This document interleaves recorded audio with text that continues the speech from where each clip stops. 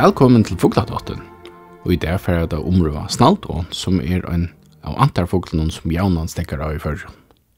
Snælduont øyer voja av norra og Gjerarholva, og I Rokna og I Oslandet, og ferast sor etter og vester etter av vetre. I førjon Snælduont famentur feriegestor og kan suttjast alt året. Høyle 35 imisk antarsløver skras etter førjon. Flere antarsløv kunne flikva lenka tøyner og tøy gjørt at suttje enter I førjon, så kom man lengveis fra. Alle entene tungtar at vattnet. Somme sløer mest av suttja sjøvnen, og andre slø halda oftast til av vøttenen og I avon. Ta det kjem til antarfoklar blir Kina I middelen kævi-enter som kæva etter føye og skvattli-enter som løyda seg føye av grunn og vattnet her gumperen stinger opp I vannskorspene medan foklaren tødger seg etter omkron til matna. Snælduont en skvattli-ont som koppar seg av og tødger seg etter mæte vid gumpen og pødjandi opp I loft.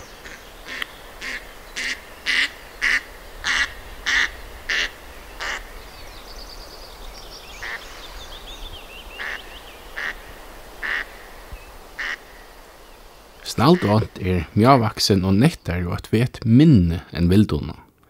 Gammal stedjo I prøyesbona hever grablott nev vid dim og nevrydje, myrka brunt høtt og nakka og kvita brinko og hols, vid kvitar tungo opp vid nakkan. Stedjo I prøyesbona hever skjønskar lenkar mivelfjærar og en så ekvedla, veli ljøst, og snaldan velnon svørst.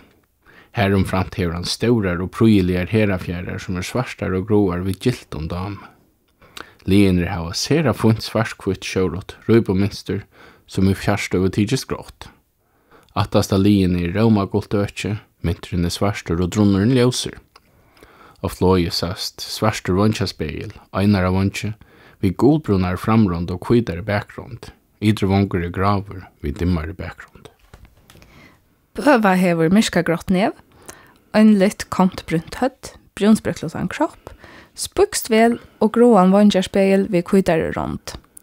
Og stedje I skiftespjona løyjes bøvo, men hever grablott nev vid dim og nevrydje. Ungfokler løyjes øysne bøvo, men meira øyjant sprøkloster. Snælduont sast av vøttnum, tjattnum og I kvart på sjåarmalan.